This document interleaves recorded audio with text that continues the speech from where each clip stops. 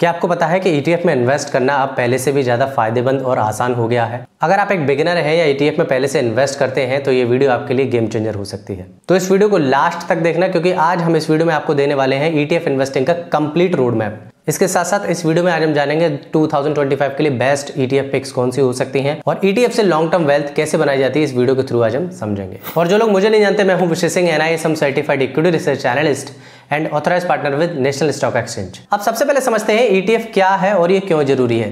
देखिए, ETF की full form होती है एक्सचेंज ट्रेडेड फंड। ये वो फंड होते हैं जो आपका पैसा किसी पर्टिकुलर स्टॉक में इन्वेस्ट ना करके बंच ऑफ स्टॉक में आपका पैसा इन्वेस्ट किया जाता है। मतलब साफ है, यहाँ पर रिस्क बहुत कम हो जाता है और ग्रोथ की प्रोबेबिलिटी बढ़ जाती है।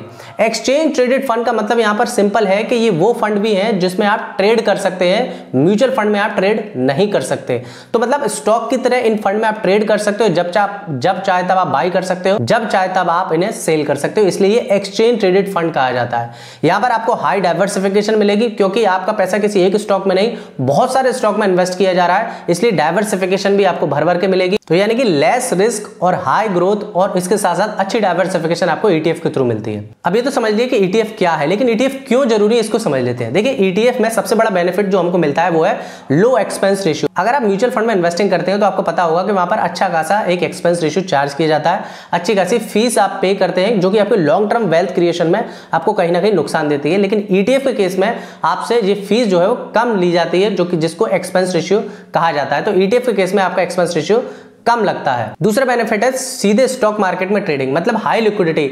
आप ETF के केस में जब चाहे तब आप किसी भी ETF को बेच सकते हैं, खरीद सकते हैं within the market hour. इसको जब चाहे तब आप इसको खरीद सकते हैं। एग्जांपल के लिए 3:10 पर आपको कोई ETF खरीदना है तो आप 3:10 पर ही वो ETF आपके अकाउंट में क्रेडिट हो जाएगा। उसी तरीके से आपको सेल करना है तो किसी भी टाइम पर जब भी मार्केट आवर खुलता है उस आवर के बीच में जब चाहे तब आप इसको सेल कर सकते हैं। लेकिन यही म्यूचुअल फंड के केस में ऐसा आप नहीं कर सकते। अब सबसे बड़ा बेनिफिट ETF का जो मुझे लगता है ना पर्सनली, वो है हाई डाइवर्सिफिकेशन। यानी कि आपका पैसा किसी पर्टिकुलर स्टॉक में इन्वेस्ट नहीं हो रहा, बहुत सारे स्टॉक में इन्वेस्ट हो रहा है। एग्जांपल के लिए उन स्टॉक्स में से अगर कोई स्टॉक अच्छा परफॉर्म नहीं भी कर रहा तब भी आपको बहुत बड़ा नुकसान देखने को नहीं मिलेगा, क्योंकि बाकी स्टॉक तो अच्छा परफॉर्म कर रहे होंगे। इसलिए हाई डाइवर्सिफिकेशन की वजह से एक्सचेंज ट्रेडेड फंड एक अच्छा फाइनेंशियल इंस्ट्रूमेंट में माना जाता है। नेक्स्ट है लॉन्ग टर्म ग्रोथ। देखिए, अगर आप किसी ETF का जो कि अच्छे खासे इंडेक्स को फॉलो कर रहे हैं, अगर आप इनका पास्ट रिकॉर्ड निकाल करके देखेंगे, जैसे कि निफ्टी 50 का निफ्टी 20, वो आपको लगभग 12 से 15% के बीच के CAGR से आपको रिटर्न निकाल कर दे रहा है पिछले लास्ट 10 साल से।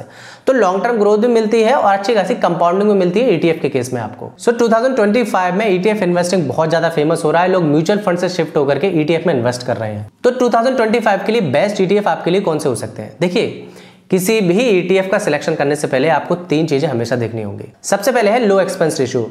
आपको ऐसे ETF का सिलेक्शन करना है जिसमें हाई एक्सपेंस रेशियो नहीं होना चाहिए। मतलब कुल मिलाकर के ऐसे ETF आपको लेने चाहिए जिसमें एक्सपेंस रेशियो कम हो, क्योंकि जितना कम एक्सपेंस रेशियो होगा उतना ही आपका लॉन्ग टर्म में आपको अच्छी खासी वेल्थ क्रिएशन होगी। दूसरा है हाई लिक्विडिटी।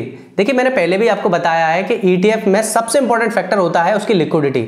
अगर आप किसी ETF को जब चाहे तब बाय और सेल ही नहीं कर पाएंगे तो फिर उस ETF को लेने का क्या फायदा।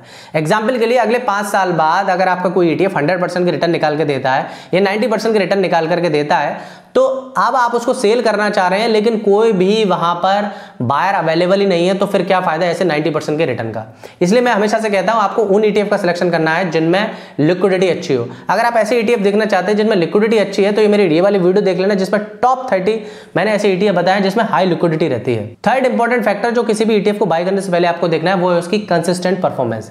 देखिए, ये मैं समझता हूं कि past return do not guarantee future outcome, के पास्ट के रिटर्न जरूरी नहीं है कि वो फ्यूचर में भी मिले, लेकिन कंसिस्टेंट रिटर्न अगर आपको कोई ETF निकाल करके दे रहा है विच मींस उसका परफॉर्मेंस अच्छा है। आपको ऐसे ETF का ही सिलेक्शन करना है जिसमें लगभग पिछले 10 या 15 साल से कंसिस्टेंट रिटर्न निकाल करके आपको दे रहा हो। अब देखेंगे टॉप बेस्ट पिक 2025 के लिए कौन से हो सकती है। तो देखिए, सबसे पहला ETF होगा निफ्टी 50 ETF। ये काफी कंसिस्टेंट और स्टेबल है। ये वो ETF होते हैं निफ्टी 50 ETF जो आपका पैसा इंडिया की टॉप 50 कंपनी में इन्वेस्ट करते हैं, जिसमें एक बात तो क्लियर है कि यहाँ पर रिस्क फैक्टर काफी कम होता है, क्योंकि आपका पैसा इंडिया की टॉप 50 कंपनी में इन्वेस्ट किया जाता है। अगर आप इनका पास्ट परफॉर्मेंस देखेंगे तो लगभग 10 से 12% के CAGR से आपका पैसा ग्रो करता है निफ्टी 50 इंडेक्स। तो यहाँ पर आपको रिस्क कम मिलेगी और कंसिस्टेंट ग्रोथ के साथ आपका पैसा इंक्रीज हो सकता है। ये बेस्ट रहेगा बिगिनर्स के लिए और सेफ इन्वेस्टर के लिए जो अपना पैसा सेफली ग्रो कराना चाहते हैं। दूसरा ETF होगा निफ्टी नेक्स्ट 50 ETF, जहां पर हाई ग्रोथ की प्रोबेबिलिटी बनी रहती है। देखिए निफ्टी नेक्स्ट 50 ETF वो होते हैं, यहां पर वो कंपनी होती हैं जो निफ्टी 50 में एंटर होने के लिए एकदम रेडी है। इसका मतलब क्या है सर? देखिए निफ्टी नेक्स्ट 50 में वो कंपनी आती है जो टॉप 51 से लेकर टॉप 100 के बीच में जो भी कंपनी होती हैं वो निफ्टी नेक्स्ट 50 कंपनी कहलाती है। अब इससे मैं आपको बताना क्या चाह रहा हूं, इससे मैं आपको ये बताना चाह रहा हूं, देखिए निफ्टी 50 में बिल्कुल स्टेबल कंपनी होती है जो कंसिस्टेंट रिटर्न निकाल करके दे रही होती है, जबकि निफ्टी नेक्स्ट 50 यानी कि 51 से लेकर 100 कंपनी वो कंपनी होती है जो इमर्जिंग है, मतलब जहां पर ग्रोथ के चांसेस निफ्टी 50 के कंपेरिजन में बहुत ज्यादा है। क्यों? क्योंकि यहां पर वो कंपनी होती है जो मैच्योर स्टेज में नहीं आई है। देखिए निफ्टी 50 की कंपनी मैच्योर स्टेज में आ चुकी है, इसलिए वो कंसिस्टेंट रिटर्न निकाल करके दे रही है। यहां पर बहुत ज्यादा आप ग्रोथ नहीं देखेंगे निफ्टी 50 कंपनी में कि बहुत ज्यादा ग्रोथ देखी जा रही है कि आपका पैसा दुगना तिगुना 8 गुना हो रहा है, वो निफ्टी 50 में आपको देखने को नहीं मिलेगा, क्योंकि ये वो कंपनी है जो बिल्कुल कंसिस्टेंट ग्रोथ कर रही हैं और अपना मार्केट में कहीं ना कहीं इंडियन मार्केट में अच्छा खासा अपना बिजनेस स्प्रेड ऑलरेडी कर चुकी हैं। लेकिन निफ्टी नेक्स्ट 50 में वो कंपनी होती है जो अभी भी उनमें ग्रोथ की प्रोबेबिलिटी बहुत बनी हुई है, वो अभी भी अपना बिजनेस एक्सपेंशन बहुत कर सकती हैं, तो इसलिए यहां पर रिटर्न के निकालने के भी चांसेस इस निफ्टी नेक्स्ट 50 ETF में ज्यादा होते हैं। अगर आप पिछले 5 से 10 साल का रिकॉर्ड देखें तो लगभग 15 से 18% के CAGR से आपका पैसा यहां पर ग्रोथ हो रहा है, लेकिन नो डाउट यहां पर आपको रिस्क फैक्टर भी निफ्टी 50 के कंपैरिजन में ज्यादा मिलता है। तो ये ETF उनके लिए बेस्ट रहेगा जो एग्रेसिव इन्वेस्टर हैं और जिनको ग्रोथ ज्यादा चाहिए। थर्ड ETF है मोमेंटम ETF, जो कि ट्रेंड को कैप्चर करने वाले ETF कहा जाता है। ये ETF उनके लिए बेस्ट रहते हैं जो कि एक्टिव है मार्केट में, जो मार्केट में कहीं ना कहीं उनकी पार्टिसिपेशन अच्छी खासी रहती है। देखिए मोमेंटम ETF वो होते हैं जो आपका पैसा उन स्टॉक में इन्वेस्ट करते हैं जिनमें मोमेंटम चल रहा हो, यानी कि आपका पैसा उन्हीं स्टॉक में इन्वेस्ट किया जाएगा जो पिछले 6 महीने या 1 साल से अच्छा खासा रिटर्न निकाल करके दे रहे हो। एग्जाम्पल के लिए ICICI प्रूडेंशियल का निफ्टी 200 मोमेंटम 30, तो यहां पर आपका पैसा क्या किया जाएगा, निफ्टी 200 में से मतलब 200 स्टॉक में से आपका पैसा किसी ऐसे 30 स्टॉक में इन्वेस्ट किया जाएगा जिसमें मोमेंटम चल रहा हो। तो कुल मिलाकर के ये वो ETF होते हैं जिसमें शॉर्ट टर्म में हाई रिटर्न निकालने की प्रोबेबिलिटी होती है। नो डाउट इसमें वोलेटिलिटी भी ज्यादा होती है, लेकिन ये ट्रेंड को कैप्चर करने वाले ETF होते हैं। ये उनके लिए बेस्ट रहेगा जो एक्टिव हैं, मार्केट में एक्टिव रहते हैं और कहीं ना कहीं थोड़ा बहुत रिस्क भी मार्केट को बियर कर सकते हैं। नो डाउट इसमें वोलेटिलिटी ज्यादा है, लेकिन रिवॉर्ड भी इसमें अच्छा खासा रहता है। फोर्थ है gold ETF, hedge against inflation. देखिए इन्फ्लेशन को बीट करने के लिए गोल्ड सबसे बेस्ट इंस्ट्रूमेंट होता है, लेकिन गोल्ड का सबसे बड़ा बेनिफिट ये होता है कि जब भी आप अगर पोर्टफोलियो में या फिर मार्केट में आप गिरावट देखेंगे, जैसे कि कोरोना है, 2008 का क्राइसिस है, जब भी मार्केट में बड़े पैंडेमिक या फिर क्राइसिस आए हैं तो गोल्ड आपके पोर्टफोलियो को प्रोटेक्ट करता है। मतलब क्या है? मतलब सिंपल सा है, जब भी आपका पोर्टफोलियो बहुत ज्यादा गिरेगा या फिर मार्केट में बड़ा क्रैश आ रहा होगा, उस समय गोल्ड आपके कैपिटल को प्रोटेक्ट कर रहा होगा, गोल्ड उल्टा उस समय बढ़ रहा होगा बजाय कि उस समय घट रहा हो। तो गोल्ड आपके कैपिटल को प्रोटेक्ट करता है, आपके कैपिटल को हेज करता है, आपके इन्फ्लेशन को बीट करता है और आपको कंसिस्टेंट रिटर्न निकाल करके देता है गोल्ड ETF। गोल्ड ETF में कई सारे ETF हैं, जैसे कि गोल्ड बीज है, ये एक बेस्ट एग्जांपल है गोल्ड ETF का। तो गोल्ड मुझे पर्सनली बहुत अच्छा लगता है, मैं हमेशा से अपने पोर्टफोलियो में रखता हूं, लेकिन इसका मतलब ये नहीं कि आप भी रखें, आप अपने फाइनेंशियल एडवाइजर से राय लेकर के आप आगे बढ़ सकते हैं। फिफ्थ है इंटरनेशनल ETF। ये वो ETF होते हैं जो आपका पैसा इंडिया में इन्वेस्ट ना करके ग्लोबल मार्केट में इन्वेस्ट करते हैं। ये उन इन्वेस्टर के लिए अच्छा रहता है जो इंडियन मार्केट में इन्वेस्ट नहीं करना चाहते हैं, जो बाहर के मार्केट में इन्वेस्ट करना चाहते हैं। एग्जाम्पल के लिए अगर आप US मार्केट में इन्वेस्ट करना चाहते हैं, आप एप्पल, गूगल, टेस्ला जैसी कंपनी में इन्वेस्ट करना चाहते हैं, तो ग्लोबल ETF आपके लिए बेस्ट रहेंगे।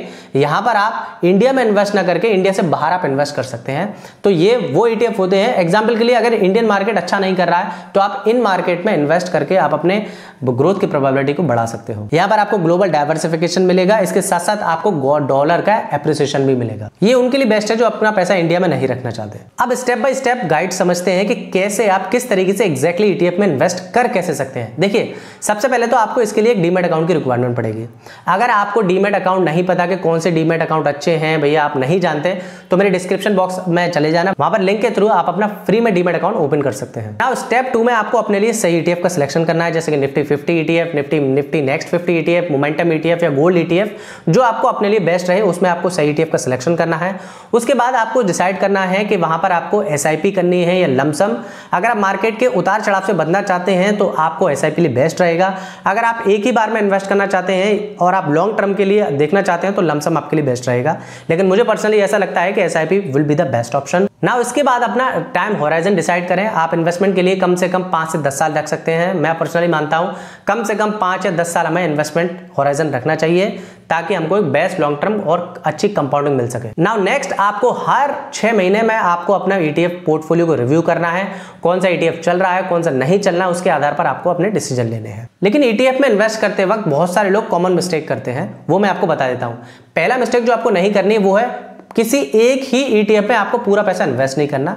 आपको हाई डाइवर्सिफिकेशन पोर्टफोलियो बनाना है, जैसे कि आप कुछ पैसा अपना लार्ज कैप में कर सकते हैं, कुछ स्मॉल कैप में, कुछ मिड कैप में, कुछ गोल्ड में, कुछ ग्लोबल। तो इस तरीके से आपका ETF पूरा हाई डाइवर्सिफाइड हो जाएगा, जिससे आपका पोर्टफोलियो कहीं ना कहीं प्रोटेक्टेड रहेगा। दूसरा, आपको हाई फ्रीक्वेंट ट्रेडिंग नहीं करनी। जितना ज्यादा आप ट्रेडिंग करेंगे उतना आपको ब्रोकरेज चार्जेस, एक्सपेंस रेशियो उतना ज्यादा आपको बियर करना पड़ेगा। तो ETF में आप फ्रीक्वेंट ट्रेडिंग से आपको बचना है। तीसरा, बहुत से लोग सिर्फ रिटर्न, पास्ट रिटर्न देख करके ही ETF को खरीद लेते हैं। नहीं, इसके साथ साथ आपको ETF में एक्सपेंस रेशियो देखना है, उसकी लिक्विडिटी देखनी है और उसका कंसिस्टेंट पास्ट परफॉर्मेंस देखनी है, जो कि लॉन्ग टर्म में आपको अच्छा रिजल्ट निकाल करके दे। आपको 1 या 2 साल के रिटर्न देखकर आप किसी भी ETF में इन्वेस्ट नहीं करना चाहिए। फोर्थ, बहुत से लोग मार्केट क्रैश में ETF में पैनिक कर जाते हैं। तो आपको कभी भी मार्केट क्रैश के दौरान ETF में पैनिक नहीं करना है, क्योंकि आप लॉन्ग टर्म ग्रोथ देख रहे हैं। तो लॉन्ग टर्म ग्रोथ में ऐसे छोटे मोटे क्रैश मार्केट में हमेशा से चलते रहते हैं। इनफैक्ट अगर अच्छा अपॉर्चुनिटी मिले तो आपको कुछ अच्छे ETF में आप एवरेज आउट भी कर सकते हैं। कुल मिलाकर ETF लॉन्ग टर्म ग्रोथ के लिए होते हैं, ट्रेडिंग के लिए नहीं। तो कुल मिलाकर कम लागत, ज्यादा कंट्रोल और अच्छी खासी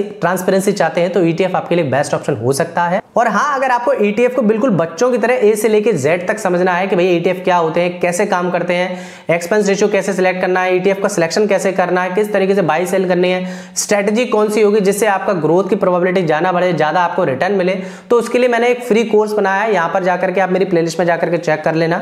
आपको डिस्क्रिप्शन कमेंट बॉक्स में इसकी प्लेलिस्ट मिल जाएगी, क्योंकि इस कोर्स के बाद आपके ETF की नॉलेज में बहुत अच्छा खासा एज लग जाएगा और आप समझेंगे कि वास्तव में आपको ETF की एक अच्छी खासी नॉलेज हो गई है अगर आप इस ETF के कोर्स को कर लेते हैं। तो अब आप मुझे कमेंट बॉक्स में बताइए कि 2025 के लिए आपका पोर्टफोलियो कैसा होगा।